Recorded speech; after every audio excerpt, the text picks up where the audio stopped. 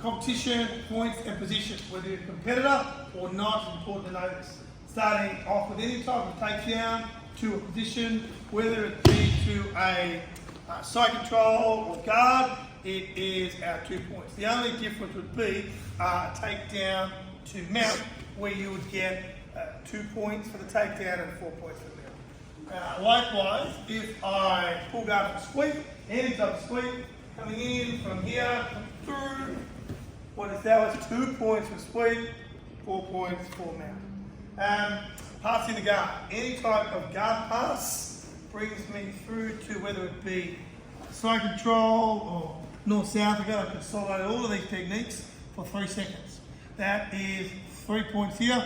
Once again, 2 coming up for a knee ride, holding it, stabilizing, 3 seconds, 2 points. If I go to a mount, 4 points, side mount. Now that's the same 4 points. You don't get extra points for side mount. It's still a mount. However, if you like flat, this is back mount. That is another 4 points. If you go to back control that hooks it, then that is another 4 points. So in theory, I could go mount, back, back to mount, just racking up the 4 points as you go.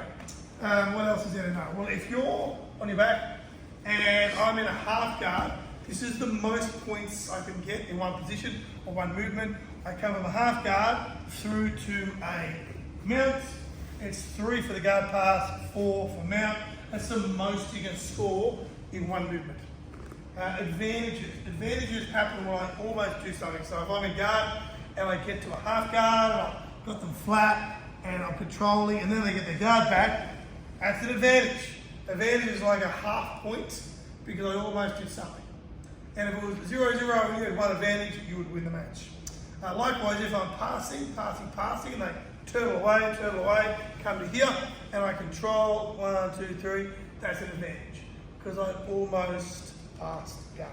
So these are the broad strokes for our competition, the way the rules of position plays out. It's important to know competitor or not because it reflects where you need to be. If you're not a competitor, you still want to get to the guard pass position, the mount, the back, your dominant position. Lastly, there's a few things that we don't do. We don't do them here in the academy. You don't do them in competition because you can get penalised. One of them is I can't put my fingers inside the sleeve of my partner because I can really get my fingers mangled up. Quite often too, coming under here, that's another no-no. Just things that they're taken off the rules because of safety. If you do it in a competition, you get a penalty, but it's primarily to do with safety.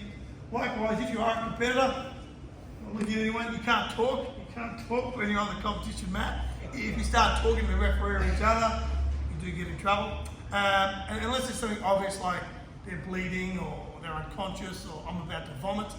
I have had all those said to me at different times when refereeing. So there's instances where you can talk, but pretty much you're not allowed to talk. These are the broad strokes where if you're a competitor, then you need to know them. If you're a non-competitor, it's important to know them because you want to get to a dominant position. You want to be able to understand your game plan. Okay? Time.